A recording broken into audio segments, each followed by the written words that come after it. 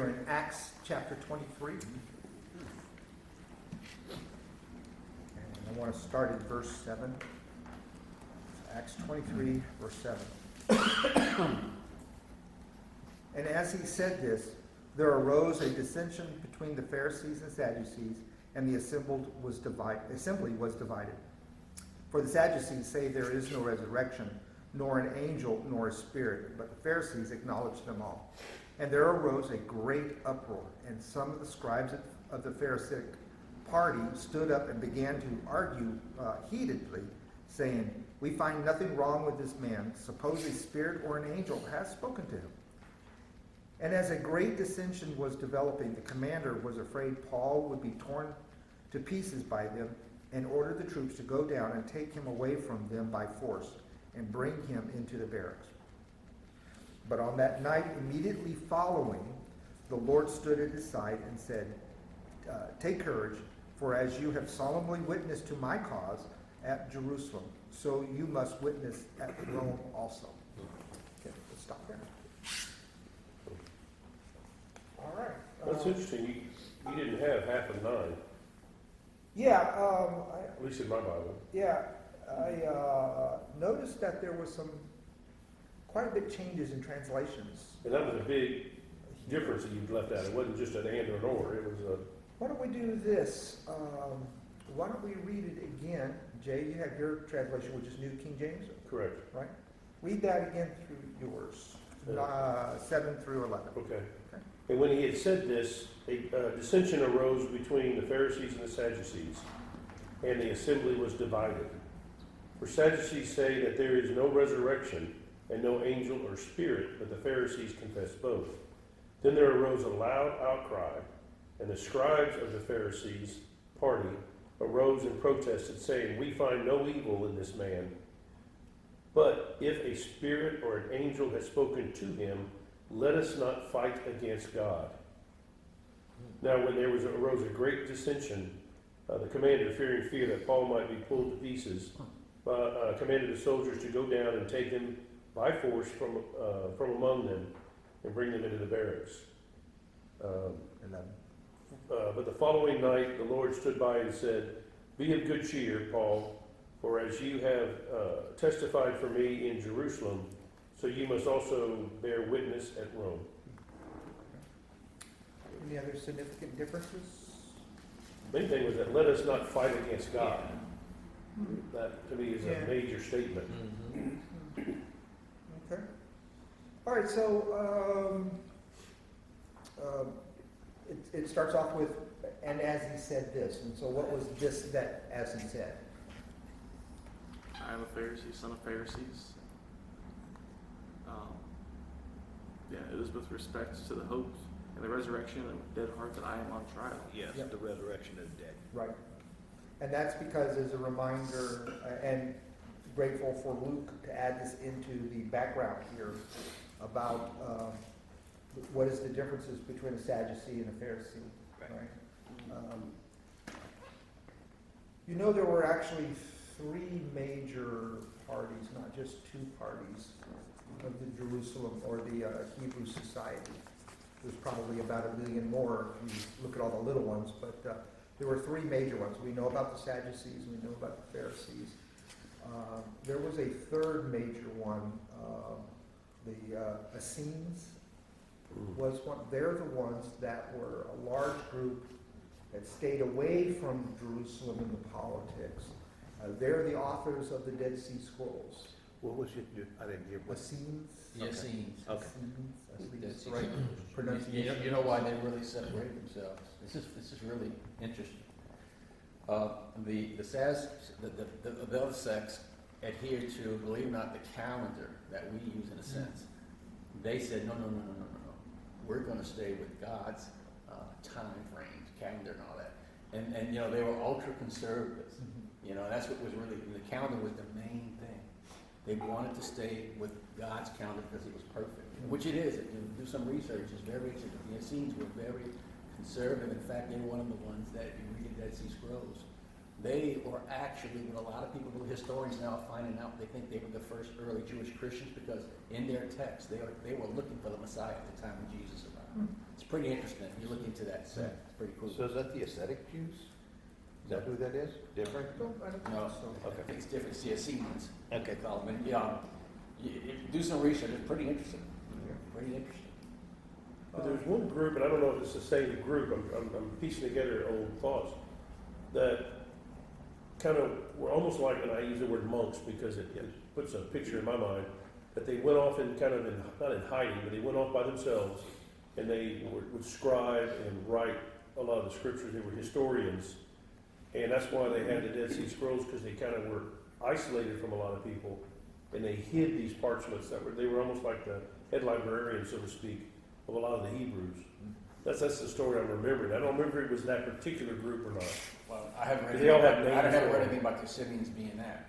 Okay. I just know that they that's what the Dead Sea Scrolls are, and the reasons behind why they left the sects we're talking about. They got out. This is what you said. They got out. And this of might have been a politics. sect of a sect. Yeah, that I'm thinking of. they broke away, if you like, almost, I guess, independent Baptist, and then you have Southern Baptist, kind of like, well, we want to be a little more because of this, and just pulled away. Well, that's what they actually did, and they went off by themselves. But they weren't, That's what I'm thinking of, because I they remember weren't scholars or anything. we were at an old ruins up on the hilltop, Yeah. and they were telling me this story of what the guide was. That you never know how much truth there is. And they were saying that in the Dead Sea Scrolls, and he pointed kind of in the distance off in that area, and it was related to the librarian type stuff of keeping the scrolls and hidden. And part of the reason they were able to stay isolated, they stayed out of the battles because they were this was nuts out in the middle of the desert type thing. Thank God, because we found Isaiah and things like that, which now it Right. confirms the text of the Old Testament, to be quite frank with you. Yeah. So, yeah, they wanted to keep God's, the Old Testament pure also. I mean, so it was, do some research. They're very interesting people. They really are. So you may wonder, well, why haven't we heard about Sadducees and Pharisees in the Old Testament? You know, you don't see that dominance of that. They throw the It's words a out, but you don't relatively- really see the description of the differences. Say again, I'm sorry. You see the titles thrown out a lot, but they don't really explain what they are. Right. So when the Jewish people went to Babylon, captured, right, sent to Babylon, they literally had no way of doing the sacrifices, which was critical to their belief system. I mean, it was. Read the end of Exodus and Leviticus, and you'll find out how critical the sacrificial system was. Because without that, they could not worship. They could not practice their faith with that, and so they lost all of that. So all they could do was turn to their scriptures that they had, and in groups study the scriptures. All they could do is just read about what their ancestors had done, right? And so they get into these groups, and these groups, there was a Greek word for it that we get the word today, synagogue. And so synagogues were formed then. And then that's what was brought back from the captivity was these synagogues, and that's how synagogues got formed and built. Which is a local place of worship? It was a local place that they could study together. Or debate or Right. whatever. Yeah. They couldn't do their practices of religion there, but they could study what those were. And so amongst all that studying became the beliefs of, well, we need to study all of the scriptures, if I may say, from Genesis to Amos, that kind of study. Well, groups of them said, oh, no, we can't do that. The only ones we'll accept are the 5, the Pentateuch, and we'll just do those, the Genesis, Exodus, Leviticus, Numbers, and Deuteronomy is all we'll do, and everything else is not scripture, kind of thing. And which And people were these? the Sadducees, the Sadducees were the ones that said we're going to follow those. Although the Sadducees were a lot more secular, they did not believe in a heaven, and I personally I think they didn't believe in a God. Not really. I don't. The way I interpret it. Okay. It's like, how can you do this if you don't believe in God? You know, that kind of thing. Can't you believe in God? But anyways, and then the Pharisees would believe in heaven and talk about the afterlife and about spirits and angels and stuff like that. And so that's where the divisions over the years have formed from that. Okay, so when there is this argument that is described here, the assembly was divided. That's such an understatement of phrase of what that is. Because to get these groups together to agree on anything. So they were already divided, regardless of whether Paul had said Exactly. it. It wasn't Paul that divided them. Right. He just happened to mention the point of the division. Right. I guess Right. is the way to Yeah. Another way to kind of look at the Sadducees and Pharisees is more of Sadducees were like the upper educated echelon of know-it-alls, if you will, and the Pharisees were the people's politicians. Okay, you can kind of look at it that way. It's kind of funny to see that in our modern day Senate and representatives and kind of it just seems kind of I was about parallel. to say, kind of like the intellectuals. Yeah. And Yeah, and those are, you know, people believe in science, you know, that kind of thing. I'm getting off to stay on here. And so in 8, it says the Sadducees say there is no resurrection, nor angel, nor spirit. And so that's where their background comes from, is from that. And quite a bit of point of argument here. And the Pharisees, mine says, acknowledged them all. confess both. Right. It says, yeah. Yeah, I think the Pharisees were more of the historic Jewish belief system, Yes. right? Yes. Where the Sadducees were the newer kind of hip, more hip, well, we don't believe in all of that spiritual stuff, Yeah. We're more of the, The like you practical. say, the secular, the practical, Yeah. we're gonna do the things that we need to do, but all of that stuff behind it is kind of, It's why the Sadducees were in law. Yes. Lots of them were in the law. yeah. And both the legal law, not just the Jewish law, but in legal things here.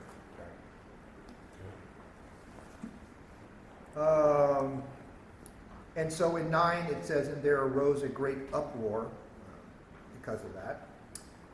And some of the scribes of the party stood up and began to argue heatedly. So again, not to under-describe this, it wasn't just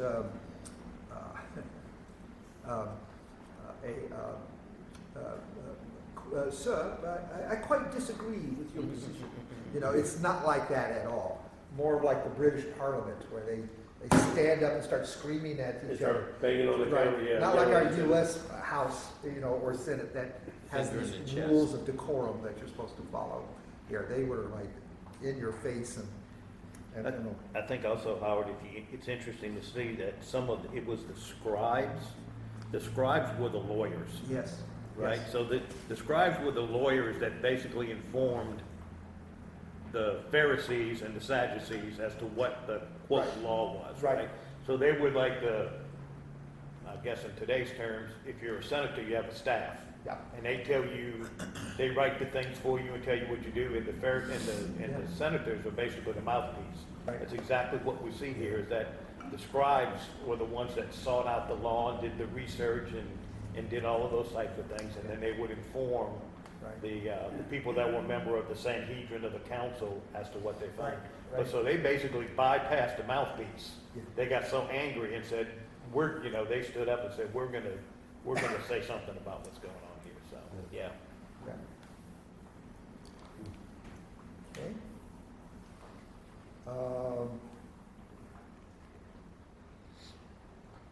And then they say this, we find nothing wrong with this man. Now, wait a minute. Were they not part of the riot? Were they not part of the dissenters early on, and all the things that had happened previous to this, to bring it up to this point? Is that a flip-flop or what? Paul was no longer the issue.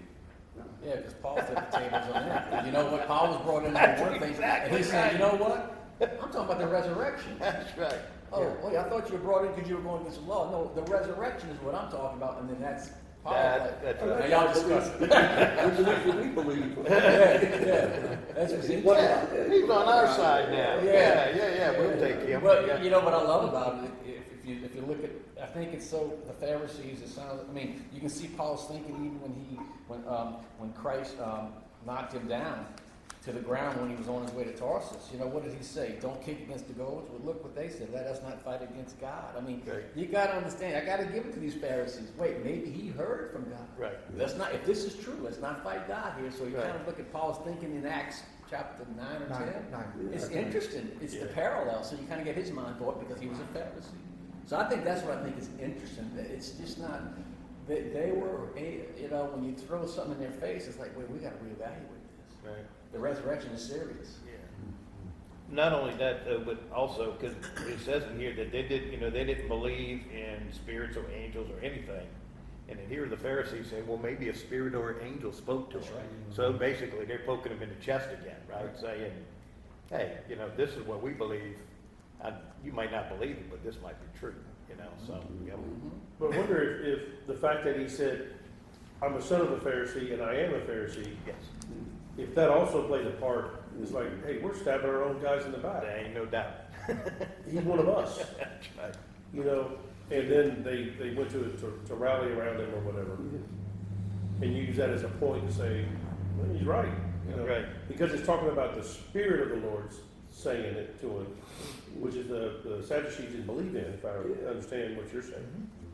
Which is interesting. If you go back to about 100 AD, before that, between 75 to 100 AD, before that, believe it or not, the Jewish religion taught two powers in heaven.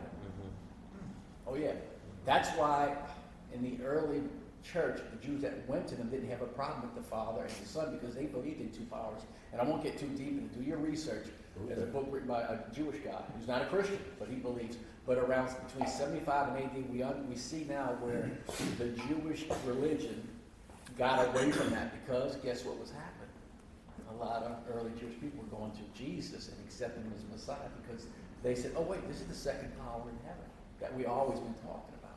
So that's another thing behind the scenes with the Sadducees and the Pharisees, what's going on. The Sadducees didn't believe in it because they don't, you know, so it's kind of, do real research. It's very interesting. Very interesting. Well, the Two powers commander, in heaven. the commander here is like watching all this and he's saying, they're tearing to pieces. So it's really a Oh yeah. big decision It's for them to rough. say, hey, these guys are about to kill him. We got to get him out of here. So if you could imagine the scene is that they're down in this area. Remember, there's a large group, about 70 plus or so individuals surrounding Paul, and they're in this thing here. But if you take a step back off from that, are the Roman guards. Yeah. You know, there's the commander, and they're watching, kind of monitoring what's going on here. So that's, no. So he's starting to come back in, and that's what you're talking about, Frank, is that. And as a great dissension was developing, right? So remember that guy that said hit him in the face? Yeah. Just a little bit ago. So it's And you getting to know, this kind of people thing. that are around mobs, I'll use that phrase, are very good at feeling the pulse. I've been there. And it's like, hey, this is about to get out of control. Even though for somebody else, it's like, what? There's just like they've been fighting every day, you know.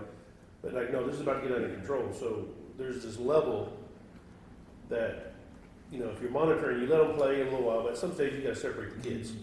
And I think he sees that, and it's about to get out of control. So you go in there and cuff them, and not cuff, you know. No, Paul was a Tough, Roman you know. citizen. So yeah, that's the real reason why. If he was just any Jew that wasn't Roman, They'd be off having coffee yeah, somewhere. that'd be, well, we didn't see a thing. Yeah. But because that centurion guard, the leader, would be getting in trouble if a Roman citizen was Right. attacked, Right. especially by Jews. Right. Yeah. So that's just, And that's why the commander was afraid Paul would be torn to pieces. yeah, you're right. He was afraid of that. He will be held accountable for that. So it wasn't about Paul's story touched him. And they knew by then he was a Roman citizen. Right. You was a Roman citizen? I mean, they knew that at this stage Yeah. because he had Oh, said he it knew- prior. Yes. Okay. Yes. And the thing of that is, and people say, well, you got to remember, if they attack a Roman citizen, no matter what the reason is, hey, we didn't get in trouble. We'll Yeah. attack another. Yeah, we go back to the last chapter, Yeah, that 22, chapter talks and about about verse 28, and it talks about that. Yeah, 28. Yep. I was a Roman citizen. Yeah. And so the commander ordered the troops to go down and take him away by force, right? Even if by force, yeah. Yep, and to bring him into the barracks. That's a nice wording for prison, Yeah. okay? It's not the bunk bed. It's a barrack. I'll put it a nice word for prison. That's right. It's not a prison or a jail or a dungeon, it's a barrack. It's for your own protection. But on the night immediately following, so not that night, but the night following, I believe that's the way you would understand that. The Lord stood at the side and said. So before I get into that, the reason why I wanted to say that about the immediate night is this isn't immediately right after the conflict here. Yeah. But it was a moment in time that, I don't know, I'm not hearing from the Lord. I mean, miracles aren't happening.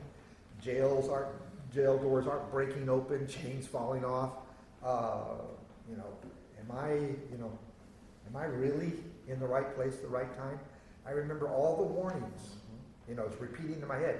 Paul, don't go to Jerusalem, for you're going to suffer. And I could just imagine this is just kind of, it's building up. And so we get to this verse where the Lord says, what? Be a good cheer. Take courage. Take courage. Be of good cheer. Frank and I were kind of discussing earlier. That seems like two separate things. How do you reconcile between take courage and be of good cheer? They feel like, to me, that's a completely different message. I kind of think of it more like the military side of things, just the morale of the unit. Courage and cheer and joy is kind of all the same, because you're going to be doing some things that may not be, may not be fun, but if you are in good spirits as just that high morale of a unit, what you're going to do is incredible compared to you're not. So I think it kind of goes, if you are in good spirits, it's not, I'm happy, it's a joy. uplifted, Yep. I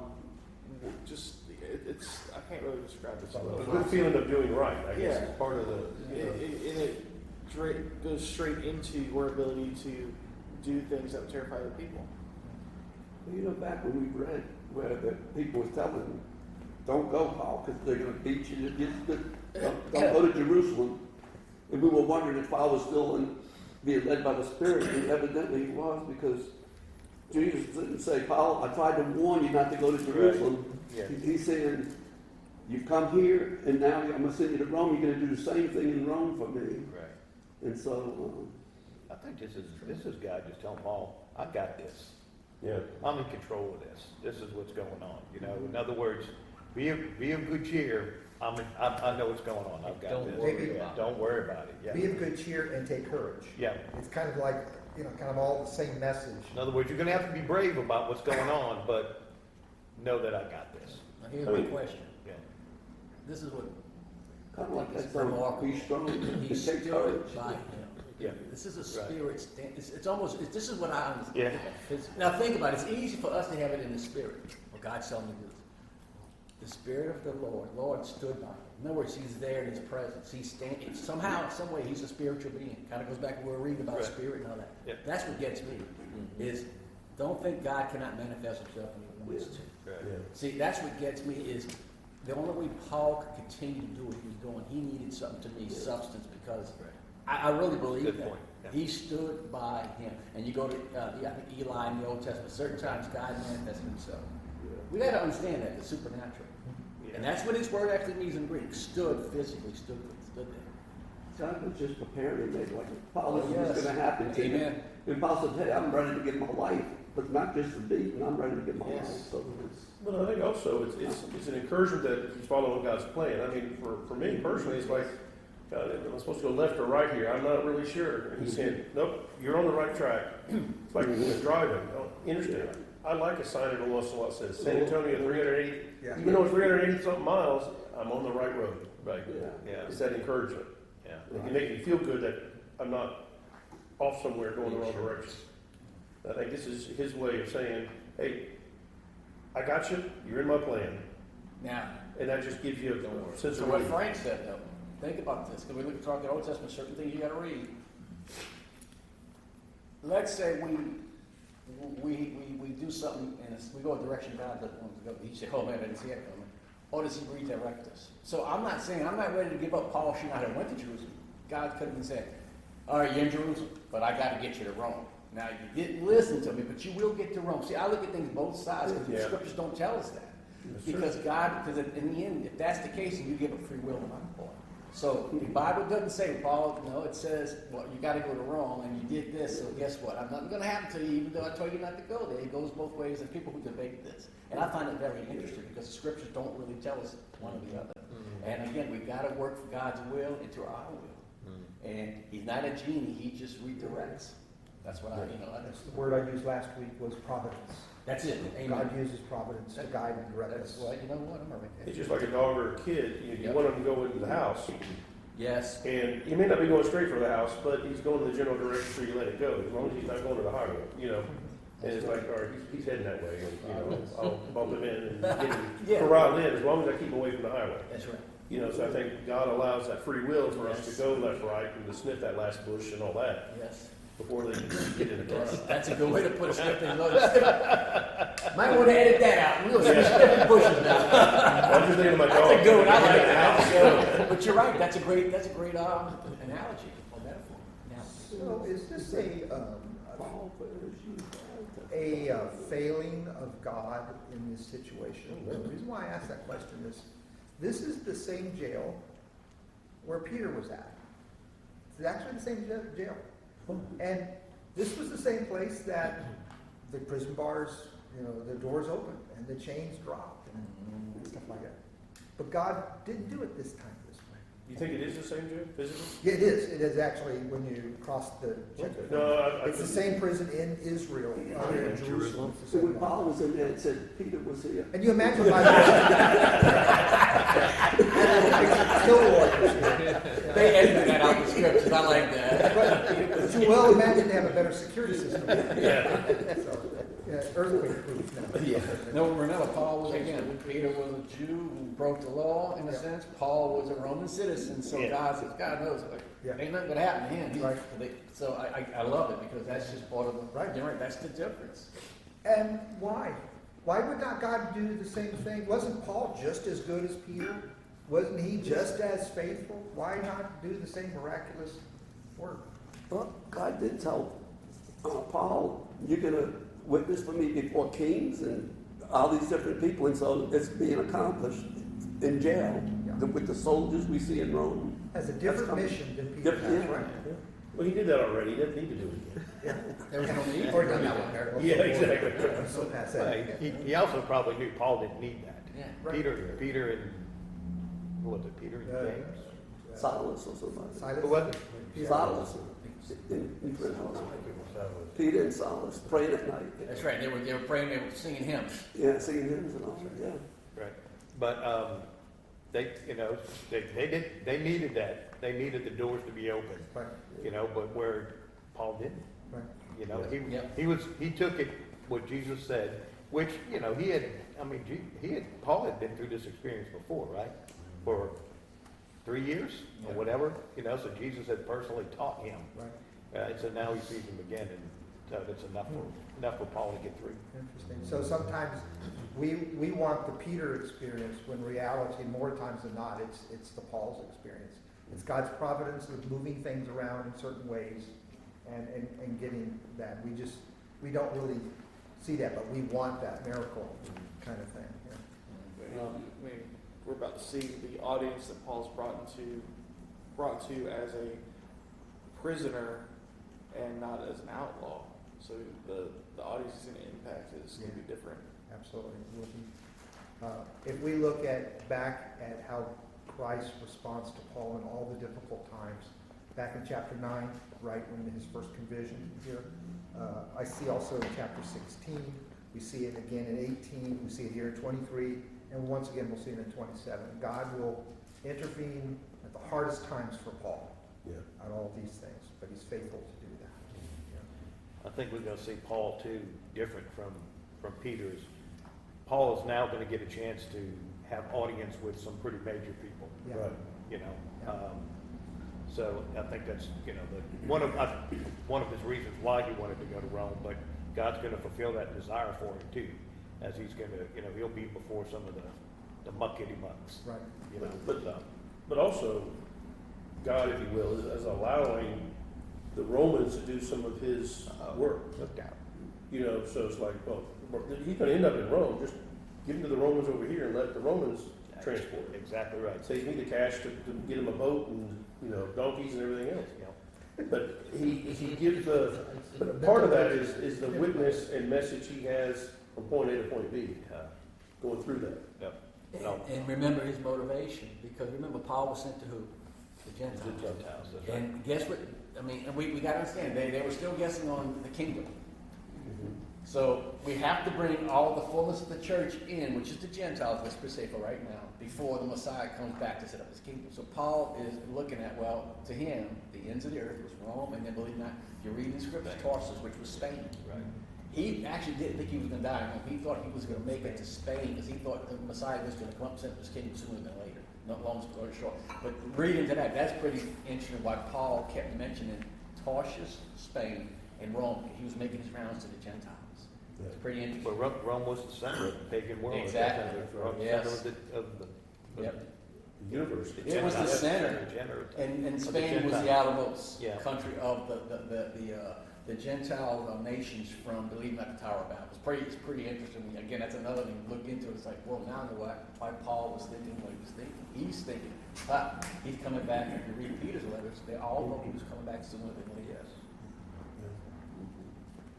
We need to stop here before we get into the riot making, or the hired guns, if you will. What can happen next? What are you guys praying for?